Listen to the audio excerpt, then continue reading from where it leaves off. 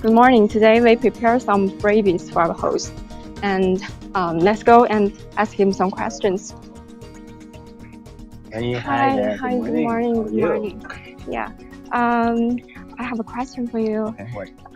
Have you get vaccinated against the COVID-19? I did in February, actually. 2 shots. Yeah, great. So this is for you. For me? Yeah, it's a Donuts? Yeah, it's a The freebie. American style? Yeah, because if you get vaccinated, you can get donuts for free. You know what? I think I'll give this to Jin Kai, who's directing this program, because he has a soccer match tomorrow. I think he needs more carbs than I do. We also have some other freebies. I see some similar posters, such as, if you get vaccinated, you can get some free food. This is from China, and I love it. Yeah, and this is if you get vaccinated, you can go to visit the places of interest for free. Really? It is from Romania. It's a famous This castle. looks like you can go to the dentist and have your teeth cleaned for free if you get vaccinated. It's a castle. It's a famous place in Romania. Romania, beautiful. So I'm wondering, what do you think about these measures that countries take to encourage people? You know what? I think that those are really smart moves by government. Sometimes people are hesitant to get vaccinated. I will talk about that later on in our program, but I think that those are great incentives, let's say, to get people vaccinated. Yeah. Did you get vaccinated, by the way? Yeah, I plan to get myself vaccinated this weekend. This weekend? In my community. They organized us to go there, and I think it's a good thing. But be careful. After the first shot, I was really sleepy. So I think it knocked me out. I slept from 9 p.m. through, I think, 9 a.m. I slept for a total of 12 hours, so be careful. Yeah, I'll get myself prepared. No alcohol, no nothing for the first shot. Thank you. Yeah. Good to see you. Yeah, good to see you. It's about the time for your show, so yeah. Thank you for the donut, Thank you. I think, as promised, I'll give it to our director, my fellow soccer player, Jin Kai. Thank you. Goodbye.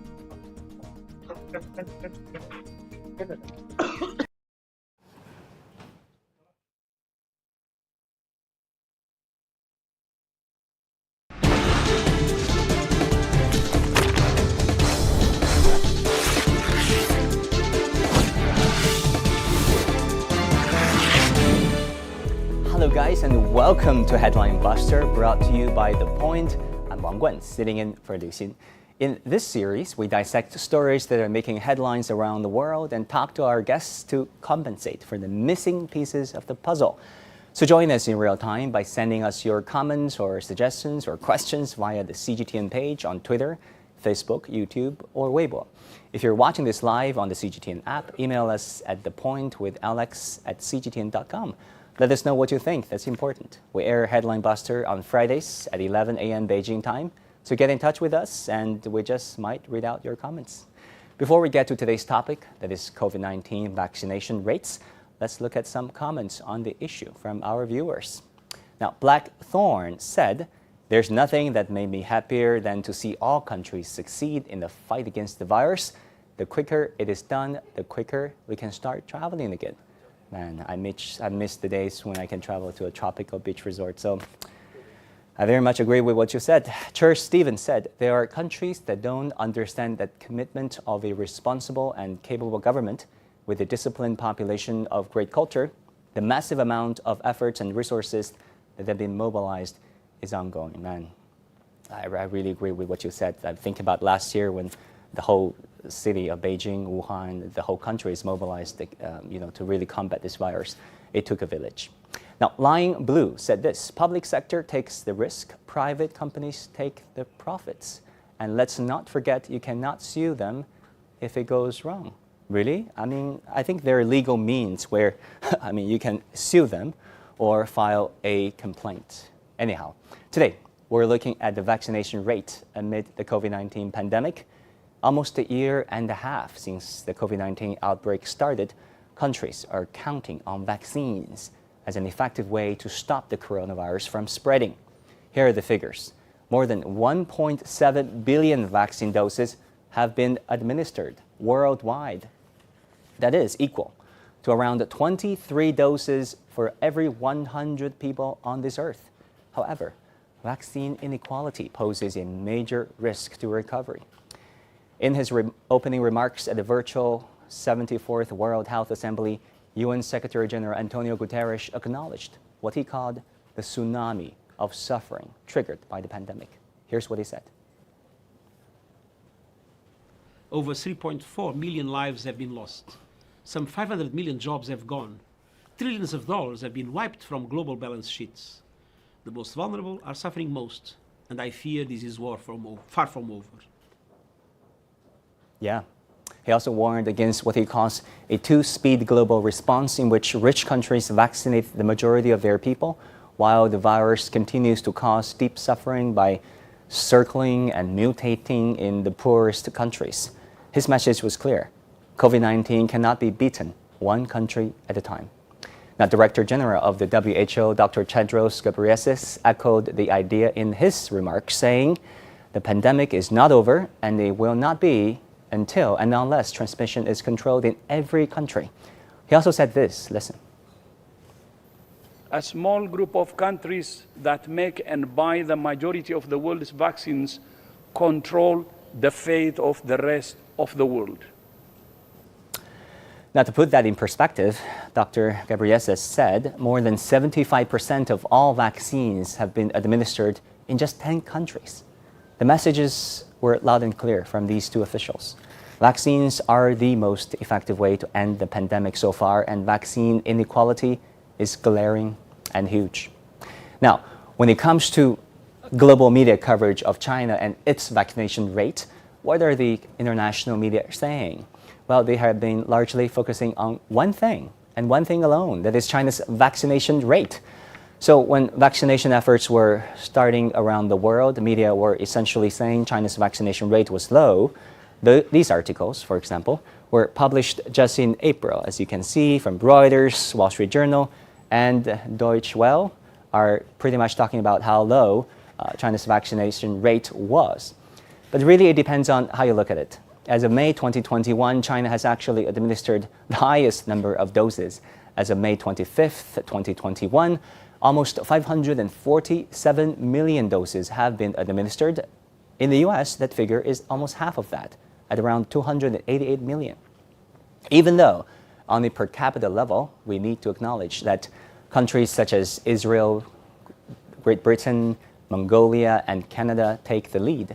That is largely, of course, due to the fact that China's population of 1.4 billion is significantly higher than, say, the 9 million living in Israel. But here are some questions that are also important.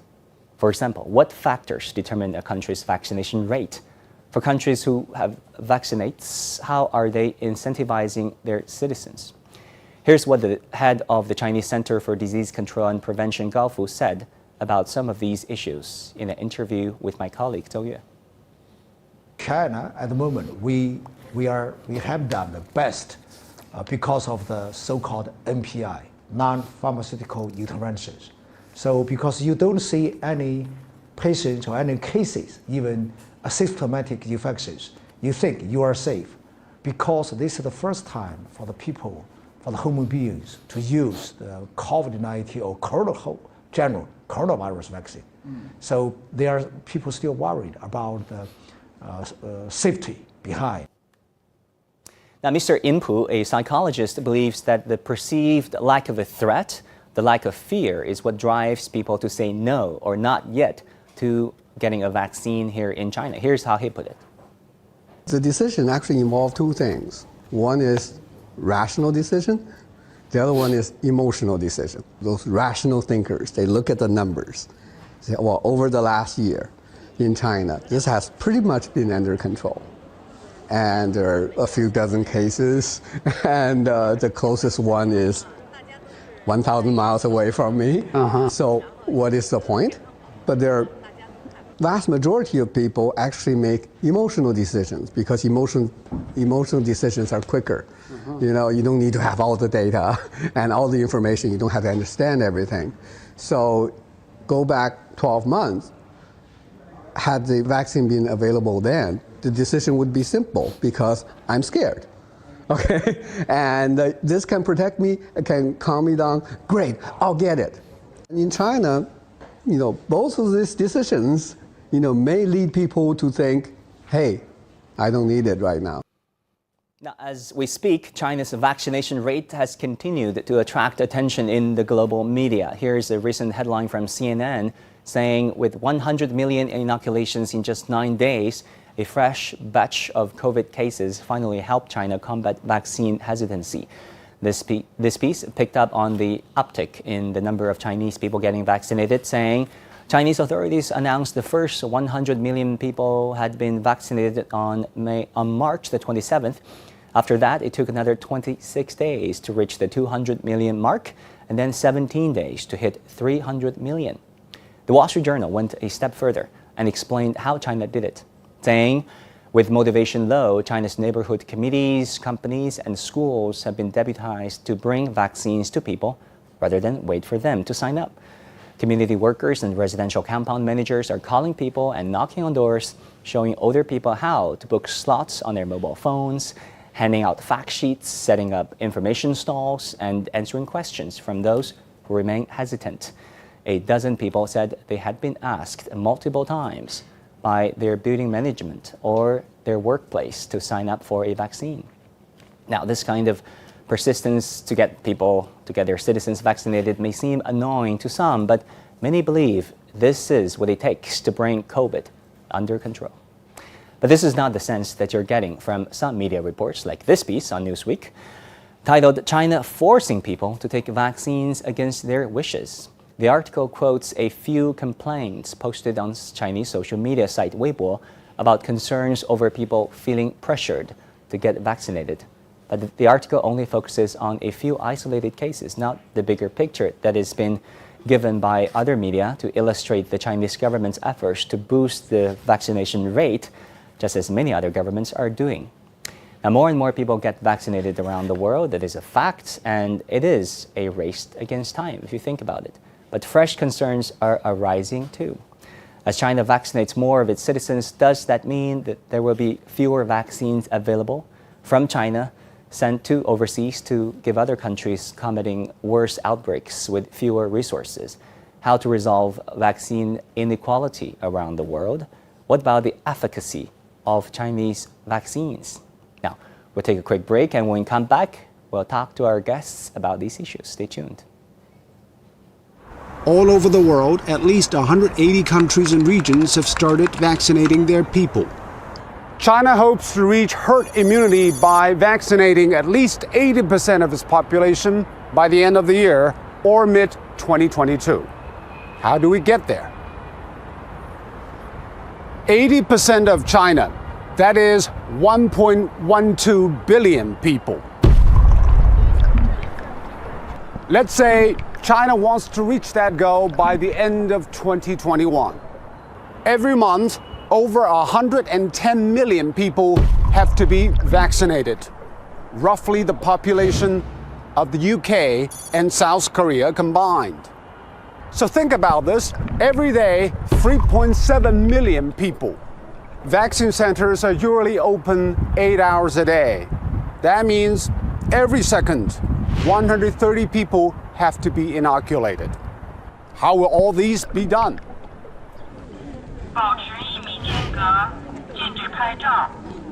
Lao Tzu, a Chinese philosopher, once said, "The journey of 1,000 miles begins with one step."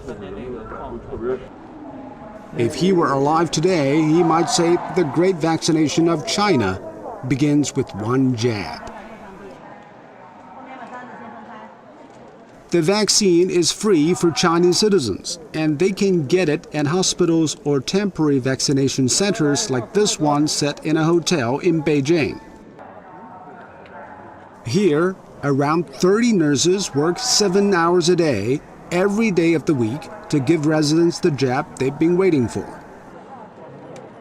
最初的时候，老百姓好像比较担心这个疫苗的安全性，但是现在呢，就是正面宣传以后，而且已经有很多人打了，打完以后呢，没有什么不良反应，所以现在接受的程度增加了，所以呢，自愿接种的人也多了。我们最多的一天接种是3931个，现在这种情况下，我们这几天都是，昨天是2800。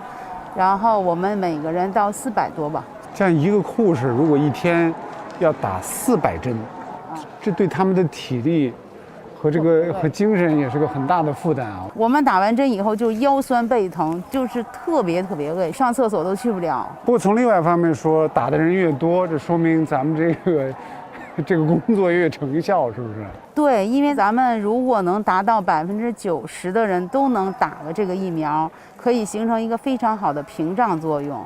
那咱们就是以后再患这个病几率会小。另外一个，即使患这个病，就是打了疫苗，即使患这新冠，那它的严重程度会降低，就变成一个轻型的。然后这样的病人呢，他死亡率会很低。那像接种的人一般来打这个疫苗的时候，跟咱们护士会交流吗？他一般会问什么问题？有些人他就会说：“哎呀，我现在有点不舒服，能不能打？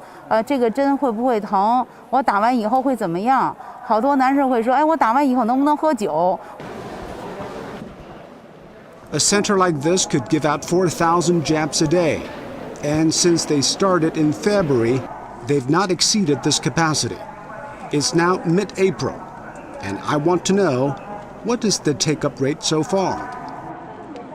现在接种的这个进程是什么样的？目前得进行了60%到70%左右。然后因为前期的大家热情会比较高。有没有要接种多少人的目标？整体的一个思路是要达到我们这个区域总量的一个80%，这样的话可以形成一个群体免疫的一个屏障。所以这个接种中心，租借了当地的旅馆，一直要运行到达到这个目标为止。对，所以现在具体时间还没有太定下来啊。然后从大年初七，就是2月18号开始，然后一直到现在，然后一直在这样，就是不间断的在运行着，包括周六日，包括节假日，都在一直没有停。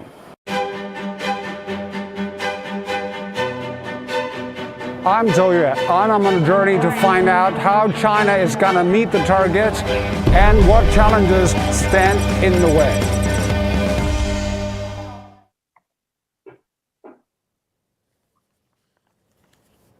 Guys, welcome back to Headline Buster, brought to you by The Point. I'm Wang Guan, sitting in for Lucian. Today we've been talking about China's vaccination campaign and really vaccine inequality around the world, and why is it so important to resolve these issues.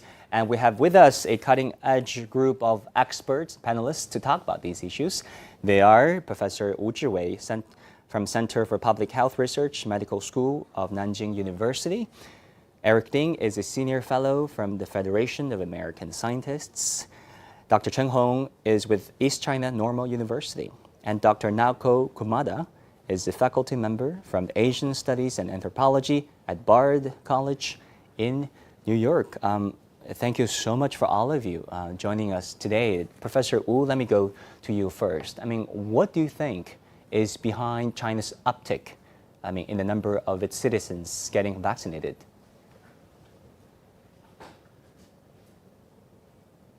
Professor Wu, can you hear me? Yeah,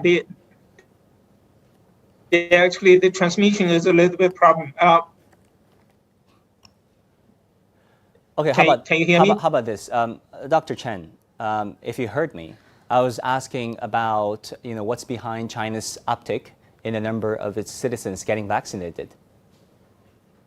I think actually vaccination is very important at this critical time for the whole world, in particular, of course, in this case, for China to combat the disease. Because actually China had a very tough year last year, nationwide with, the first effort to put the disease, the pandemic in control. And then, of course, to sort of like, quenching, scenarios, with resurgences of the outbreak, here and there, but definitely, have been, controlling the whole situation. But later, obviously, we need to bear in mind that actually the pandemic is still there, the virus is still there, and of course, the virus respects no borders. So the best way, of course, is to ensure that actually there is this kind of group I won't use herd immunity, but actually a group immunity that has been achieved in the population, nationwide. That is actually, I think, the incentive or the motivation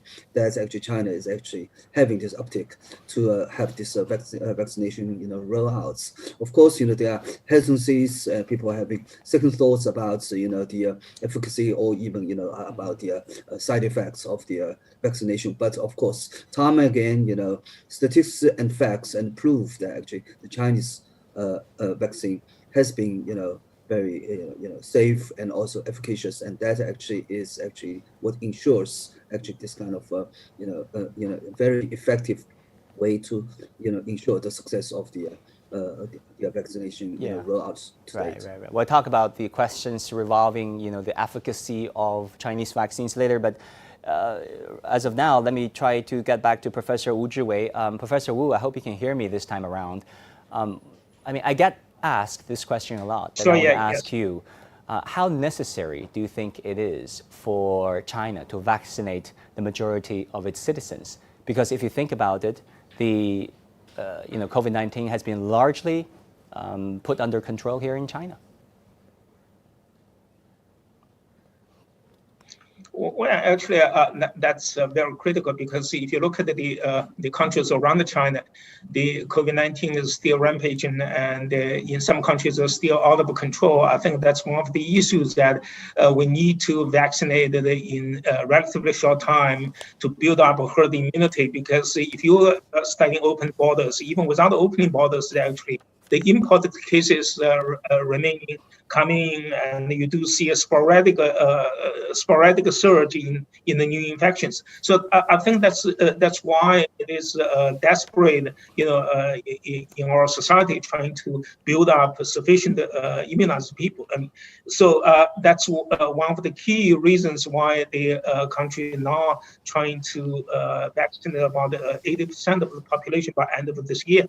And I think the other thing is that we started, increasing the vaccine production capacity as well. So I think overall it's going pretty well. You have seen just in the earlier reports that we started immunizing people in the 10 million people one day, basically continued for about now 10 days. So I think the immunization program will speed up further. Right. Dr. Kumada, as a scholar based in America, give us your sense of how do you think China has been coping with COVID-19 outbreak and its vaccination campaign?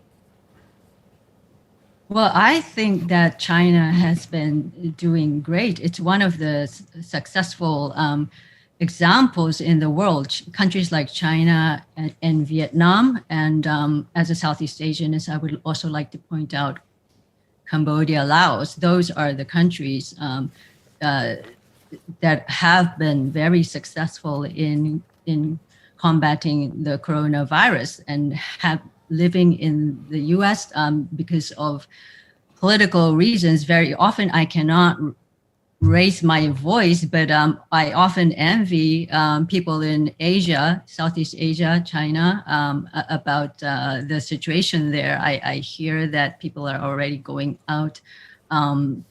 Recent return of the variant is a new development, but China has largely controlled the virus, and the US isn't there yet. We had 600,000 over deaths, and the vaccine has been rolled out, but only about half of the adult population has been vaccinated, and we are far from having won this battle. And now, even though America is the country that has stocked up the vaccines, we don't know how long the effect is going to last. That's where we are right now. So we are already talking about perhaps needing a third shot. So yes, there are many things that are unpredictable, and it's not just the vaccine itself, it's how the society can act in solidarity. And unfortunately, America is a very individualistic society and divided society. Race is a huge issue. So there are so many issues that I think lies ahead in America.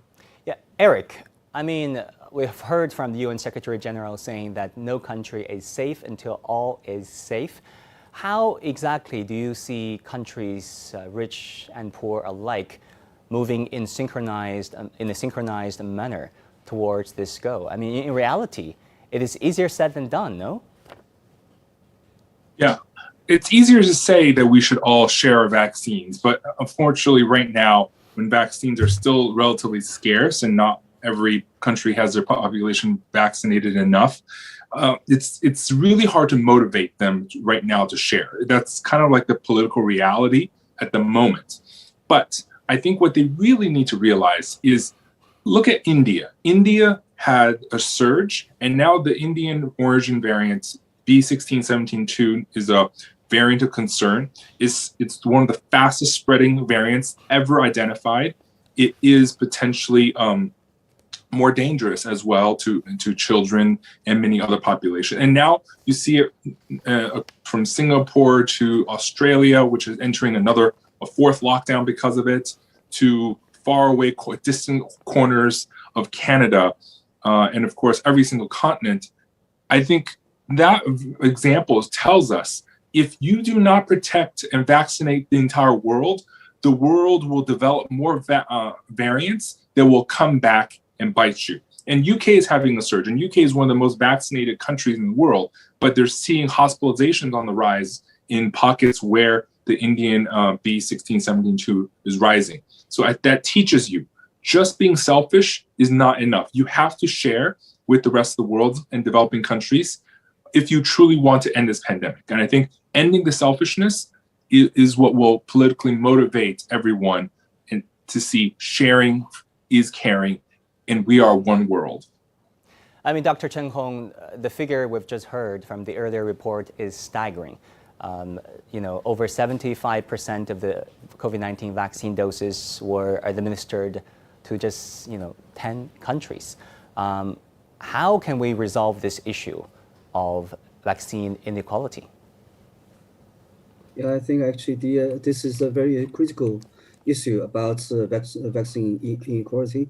The COVAX obviously has been in its function to operate. Well, it has got its their goal to immunize 250 million people in low and middle income countries. So actually this is actually a very important platform. I think actually globally there need to be some kind of a multilateral system or mechanism that should be promoting the distribution, equal distribution of the vaccine. That will actually to be striving to achieve the vaccine equity. As I said, the virus respects no borders. So when the pandemic becomes rampant in one country, especially in a third world country, it becomes a threat to the rest of the country. That is when some mechanism like COVAX comes on the stage, and no country is safe, as we said, until the rest of the world is simply safe. So, however, obviously the problem is that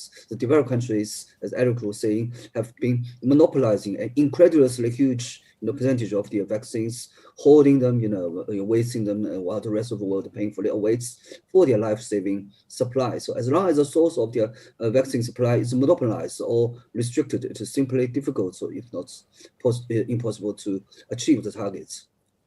Yeah, that's really unfortunate. Professor Wu, let me turn back to you. Dr. Tedros Ghebreyesus, the chief of the WHO, said that companies, manufacturers of COVID-19 vaccines, many of them have not shared their licenses, their IP, their technology and know-how. It is important for them to do so to ensure the quality and equitable distribution of vaccines. Do you agree?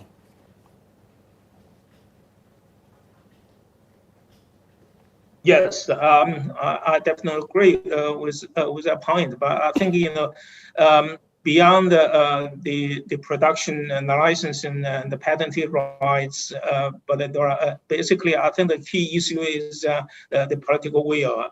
That's why the WHO the assembly actually had a meeting. The political leaders have to sit down and work out a formula and a mechanism how to distribute and how to supply the vaccines to COVAX program. I think COVAX program is a wonderful idea by basically guarding to having a so-called equitable distribution of the vaccines. But so far, one of the problems is that it doesn't have sufficient vaccines to distribute. Its goal actually is limited by the vaccine production capacity and the vaccine supplies as well. I think this is now we are in a critical moment right now. In some countries, the COVID-19 is going down. In other countries, it's still going up and the spreading. So it's a very critical that the countries would have a political will to supply sufficient vaccine to the COVAX program. So the COVAX actually could using its own mechanism to supply the vaccines to the needy countries. That's the initial goal of COVAX, and that's actually it's the key mechanism how we could pull down this COVID-19 pandemic. Yeah, Dr. Kumada, let me go to you. What do you think has been the role of big pharmaceutical companies worldwide in contributing to the reality of vaccine inequality that we're facing today?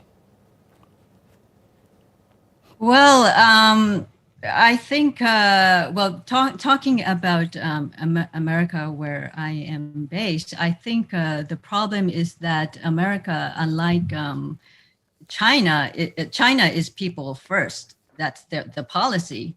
That's the official policy. But here in the States, it's profit first, and it's about companies making big money. So it's very difficult for America, a capitalist country, neoliberal country, to overcome that. In every step they take, it's more about profit rather than saving lives. We've seen that from the beginning, and ideally, companies should share the vaccines with the rest of the world, because that's the only way the whole world can overcome the virus, this pandemic, as our guest here has been pointing out. But unfortunately, I think I'm not certain that American society can overcome the capitalist logic. Well, it is what it is, at least for the moment. We have about 3-4 minutes left. I really want to get this question to all of you, starting with Eric. How effective do you think Chinese vaccines really are? Because there has been a whole lot of critics out there questioning the efficacy of Chinese vaccines. Well, I think the Chinese vaccines, Sinopharm, Sinovac, they are pretty efficacious.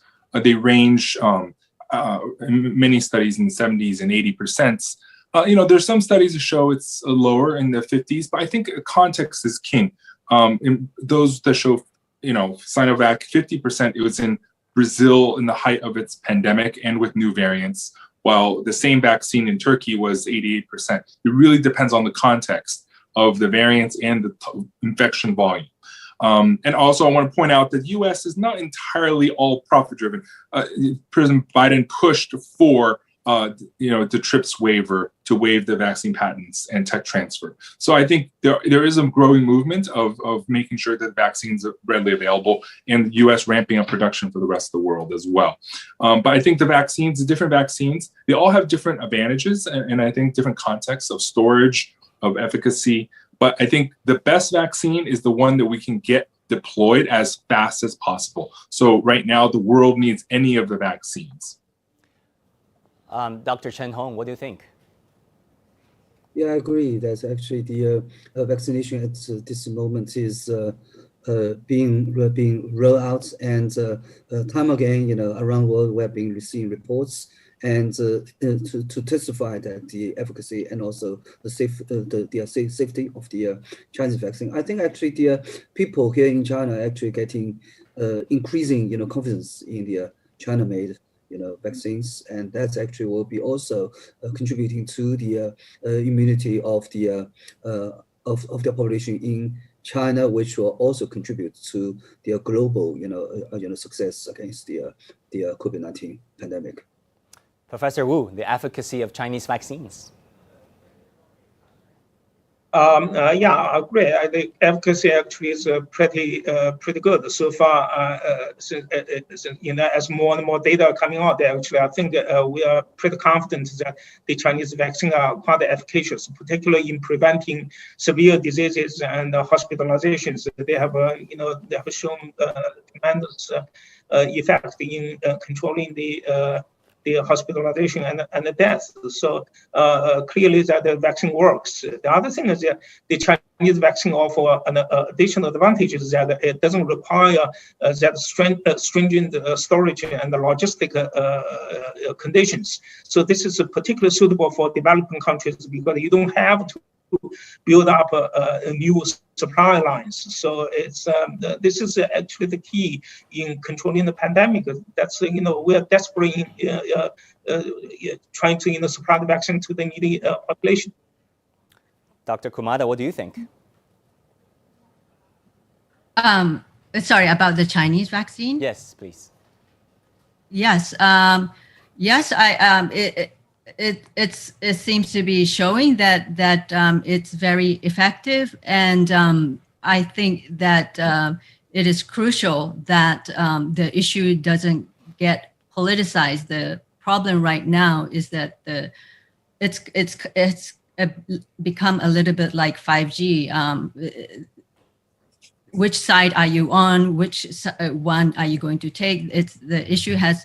Are you going to use our system, our vaccine, or the American Western one, or the Chinese one? And the issue has become politicized, geopoliticized, and weaponized. So I think that we need to overcome that. Chinese vaccine is effective, and we shouldn't politicize the issue. All right, you know what? We have some comments from our viewers who are watching this live stream. I just want to show you one of their comments, if my colleagues can kindly project that to the big screen. Okay, this friend, Gardenholic Chabi, excuse my pronunciation there.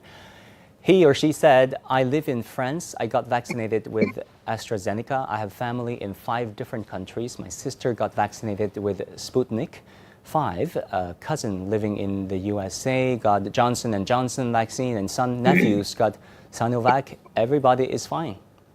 You know what? This is great news. Thank you for your comment. We wish all the health and happiness to you and your family. That would do it, actually, for this edition of the Headline Buster. Thank you so very much, Professor Wu Zhiwei, Eric Ding, Dr. Chen Hong, and Dr. Nako Kumana. Thank you all so very much for joining us today. And that will do it for this edition of Headline Buster, brought to you by The Point. I'm Wang Guan in Beijing, sitting in for Liu Xin. Until next time, I will see you again.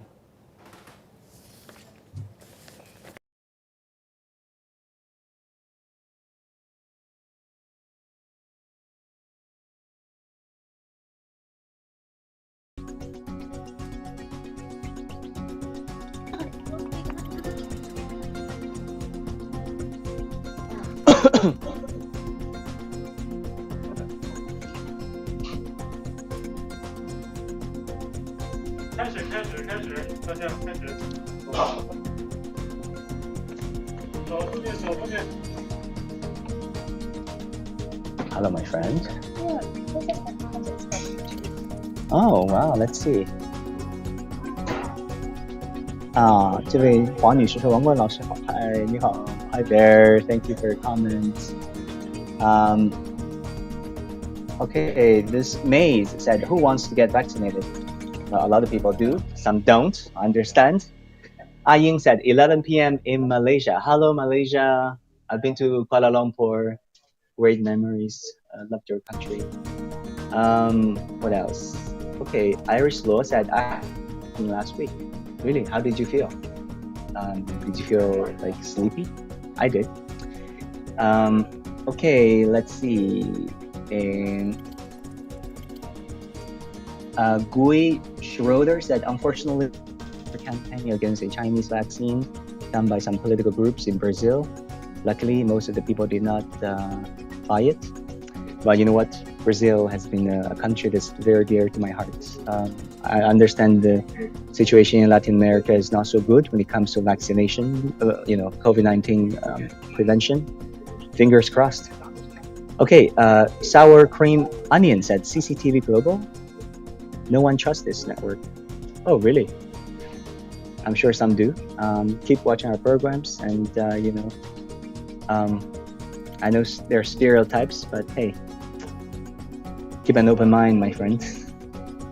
By the way, let us keep using masks even after vaccination. Good idea. So who else is commenting on our programs? Puffin said, wow, so pretty. Do you mean our guest reporter? She's a very pretty colleague. So are our colleagues, working behind the scenes. What else? Hey, 下次见. Okay. Oh, here's a friend. Gui Schroeder said, new greetings from Brazil. We're receiving corona. Oh. Hello, greetings back to you in Brazil, wherever you are. I love Brazil. Okay, guys, I think that will do it for this edition of Headline Buster. Thank you. Thank you. See you next week. Bye. Same time. See you.